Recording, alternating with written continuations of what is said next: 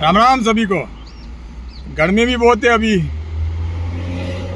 अंगूर लाया, थोड़ा अंगूर लिया, खा के देखते हैं कैसा टेस्ट है।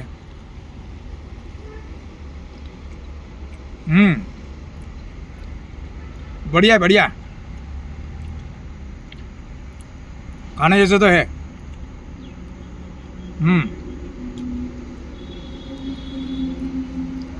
अगर अब हम अंगूर लेते हो और अच्छा टेस्ट चाहिए तो इसे एक एक दाना तोड़ के मत खाइए, डायरेक्ट बिना हाथ लगाए डायरेक्ट ले चबाओ। बढ़िया है, आप भी खा के देखिए।